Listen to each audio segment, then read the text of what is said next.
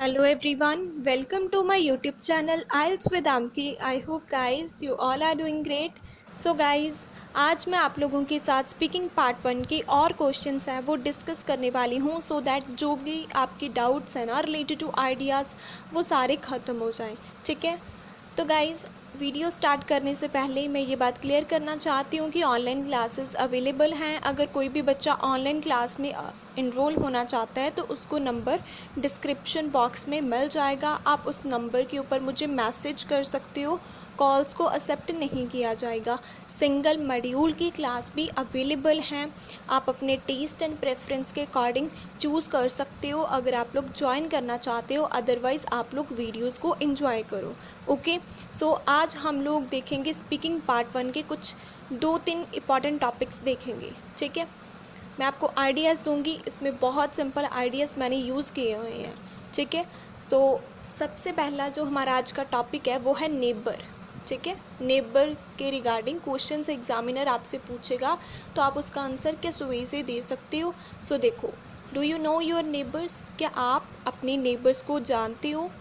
Of course सबसे पहले मैंने करेक्टर यूज़ किया. ठीक है. जैसे मैंने अपने ऑनलाइन स्टूडेंट्स को बताया हुआ है कि जब भी हमने किसी भी क्वेश्चन का आंसर देना होता है तो उससे पहले हमें एक कनेक्टर यूज़ करना बहुत ज़्यादा ज़रूरी है. I know my neighbours very well. मुझे अपने नेबर्स के बारे में बहुत अच्छे से पता है. Even I have good relations with them. और मेरे उनके साथ अच्छे रिलेशंस भी हैं. किनके साथ. मेरे नेबर्स के साथ. Since from my childhood. ठीक है. इसमें मैंने क्या बोला. हाँ, मैं अपने नेबर्स को जानती हूँ, बहुत अच्छे तरीके से जानती हूँ. चाइल्डहुड से ही मेरे उनके साथ एक बहुत अच्छे रिलेशंस हैं. ठीक है. ये मैंने फर्स्ट क्वेश्चन में बता दिया. सेकंड क्वेश्चन देखो, do you like your neighbours. क्या आप अपने नेबर्स को पसंद करते हो. Definitely, as I already told you. हाँ, जैसे मैंने आपको पहले ही बताया हुआ है that we are like a family. हम एक फैमिली की तरह हैं. कौन कौन. हम और हमारे neighbours. We assist each other in a herculean situation. हम एक दूसरे की हेल्प करते हैं. असिस्ट मतलब हेल्प करते हैं. कब. जब एक हरकुलिन सिचुएशंस होती हैं मतलब डिफ़िकल्ट सिचुएशंस में हम एक दूसरे की हेल्प करते हैं. ठीक है. क्योंकि हम लोग एक फैमिली की तरह हैं. ठीक है. क्लियर हुआ. थर्ड क्वेश्चन देखो, why are neighbours important. Neighbours क्यों इंपॉर्टेंट होते हैं. सो देखो, neighbours play very imperative role in every person life. Neighbour है वो बहुत ही ज़्यादा इम्पैरेटिव रोल हर पर्सन की लाइफ में प्ले करते हैं.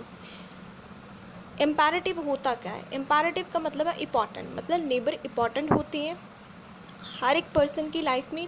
दे are next to our family. हमारी फैमिली के बाद. ठीक है. कौन इंपॉर्टेंट है. नेबर्स इंपॉर्टेंट है. ठीक है. Which help us during hard time. हमारे हार्ड टाइम में वो हमारी हेल्प करते हैं. सो दैट्स द मेन रीज़न कि वो हमारी लाइफ में एक बहुत ही ज़्यादा प्रोमिनेंट रोल प्ले करते हैं. Okay. Next, how often do you meet your neighbours. कब आप मिलते हो अपने नेबर से. सो देखो, टू बी ऑनेस्ट, ईमानदारी से बोलूँ, I meet with them on a constant basis. मतलब डेली बेसिस पे मैं उनके साथ मिलती हूँ. Specially at evening time. Evening time में हम स्पेशली मिलते हैं. Since we go for a walk. क्योंकि हम सभी लोग वॉक पे जाते हैं. By which we spend good time together. जिससे क्या होता है कि हम एक दूसरे के साथ बहुत अच्छा टाइम है वो स्पेंड करते हैं. क्वेश्चन क्या था आपको, अपने नेबर्स के साथ कब मिलते हो. सो मैंने क्या बोला इसका आंसर कि अगर मैं ईमानदारी से बोलूँ तो मैं डेली बेसिस पे मिलती हूँ. स्पेशली इवनिंग टाइम में क्योंकि हम वॉक पे जाते हैं और अच्छा टाइम एक दूसरे के साथ स्पेंड भी करते हैं. ठीक है. ये हो गया हमारा first topic cover. Second topic देखो, do you like buying shoes. Shoes के रिगार्डिंग क्वेश्चंस जब एग्जामिनर पूछेगा तो आप कैसे उसका आंसर दे सकते हो. सो देखो. ठीक है. Yes, I love two by shoes. हाँ, मुझे बहुत अच्छा लगता है शूज़ को ख़रीदना. But I purchase it. लेकिन मैं उनको ख़रीदती हूँ वंस इन ए वाइल. कभी कभी ख़रीदती हूँ लेकिन मुझे पसंद तो है. ठीक है. As I have hectic schedule. क्योंकि मेरा जो स्केड्यूल है वो बहुत ही ज़्यादा हेक्टिक है मतलब बिजी है. So that's the main reason it's daunting task for me. ये मेरे लिए डॉन्टिंग टास्क है कि मैं थोड़े दिनों बाद शूज़ को ख़रीदूँ. ठीक है. क्वेश्चन था कि आपको पसंद है. सो मैंने बोला हाँ, मुझे बहुत ज़्यादा पसंद है. मैं ख़रीदती भी हूँ उनको लेकिन कभी कभी ख़रीदती हूँ क्योंकि मेरा स्केड्यूल बहुत ही ज़्यादा हेक्टिक है. ठीक है. और मेरे लिए डॉन्टिंग टास्क हो जाता है। So that's the main reason. Okay, second question देखो, have you ever bought shoes online? क्या आपने कभी भी ऑनलाइन शूज़ खरीदे हैं? सो देखो, ऑनेस्टली स्पीकिंग, ईमानदारी से बोलूँ, certainly I bought shoes online, मैंने खरीदे हैं online shoes. Although it was tricky, चाहे वो रिस्की था मेरे लिए, येट आई टुक रिस्क, लेकिन फिर भी मैंने रिस्क ले लिया ऑनलाइन का। ठीक है, for example last winter I purchase this from Amazon, मैंने अमेज़ॉन से लास्ट विंटर ख़रीदे थे शूज़। ठीक है, क्वेश्चन था कि आपने कभी ख़रीदे थे, तो मैंने बोला हाँ मैंने ख़रीदे थे, इसकी तो था लेकिन मैंने रिस्क ले लिया। सो लास्ट विंटर में मैंने परचेज़ किए थे अमेज़ोन से। ठीक है, थर्ड क्वेश्चन क्या है, how much money do you usually spend on shoes? आप आमतौर पर कितना पैसा स्पेंड कर देते हो शूज़ के ऊपर? ठीक है, सो देखो इसका answer, there is specific amount as it's depend upon my budget. कोई स्पेसिफिक अमाउंट तो नहीं है कि मैं हर बार इतना ही स्पेंड करती हूँ, लेकिन ये किसके ऊपर डिपेंड होता है, मेरे बजट के ऊपर डिपेंड होता है कि कितने मेरे पास पैसे अवेलेबल हैं। How ever I often spend shoes upon 3000 तक मैं स्पेंड कर देती हूँ शूज़ के ऊपर। ठीक है, which do you prefer, fashionable और कंफर्टेबल शूज़? आप किसको प्रेफर करते हो, फैशनेबल को या फिर कंफर्टेबल शूज़ को? सो देखो, actually mostly preference is given by me to that shoes which give me solace. Mostly मैं किस शूज़ को ज़्यादा प्रेफरेंस देती हूँ, जो मुझे सॉलेज देता है, मतलब कंफर्टेबल फील कराता है, मैं उसको ज़्यादा प्रेफरेंस देती हूँ whenever I wear it. ठीक है, तो मुझे बहुत ही ज़्यादा कंफर्टेबल फील होता है, तो मुझे उस टाइप के शूज़ ज़्यादा पसंद है। देन मैंने बोला फैशनेबल शूज़ इन्हांस माई अपीयरेंस। मैंने बोला कि जो फैशनेबल शूज़ है ना, उनसे क्या होता है, मेरी जो अपीयरेंस है ना वो काफ़ी ज़्यादा अच्छी हो जाती है, बेटर हो जाती है। इन्हांस का मतलब है बेटर होना, but feeling of comfort is for imperative for me. लेकिन कंफर्टेबल की फीलिंग मेरे लिए सबसे ज़्यादा ज़रूरी होती है। इम्पेरेटिव मतलब इम्पॉर्टेंट। ठीक है, क्लियर हुआ कि कैसे मैंने इसका आंसर दिया है? सो मैंने क्या बोला कि मुझे उस टाइप के शूज़ ज़्यादा पसंद है जिसको जब मैं वेयर करती हूँ तो मुझे कंफर्टेबल फील होता है, लेकिन जो फैशनेबल शूज़ होते हैं उनसे मेरी अपीयरेंस अच्छी होती है, लेकिन मेरे लिए कंफर्टेबल ज़्यादा इम्पॉर्टेंट है। ठीक है, नेक्स्ट देखो, बोरिंग थिंग्स के ऊपर है टॉपिक हमारा थर्ड। इसका जो फर्स्ट क्वेश्चन है उसमें क्या है, what kinds of things are boring to you? किस टाइप की थिंग्स आपको बोर फील करवाती है? टू बी ऑनेस्ट, मैंने बोला ईमानदारी से, there are multifarious thing that bore me a lot. बहुत सारी चीज़ें हैं, मल्टीफेरियस मतलब मैनी, बहुत सारी चीज़ें हैं जो मुझे बोर फील करवाती हैं। लाइक रीडिंग बुक्स को रीड करना, ट्रैफिक जाम में स्टक हो जाना, doing same work for extend period of time, same ही काम करते रहना लंबे समय तक, मुझे बहुत ही ज़्यादा बोर फील करवाती हैं ये चीज़ें। ठीक है, literally make my mood extreme low. इन चीज़ों के कारण मेरा जो मूड है वो काफ़ी ज़्यादा लो फील होता है फिर मुझे। ठीक है, रीडिंग बुक्स, स्टक होना जैम में।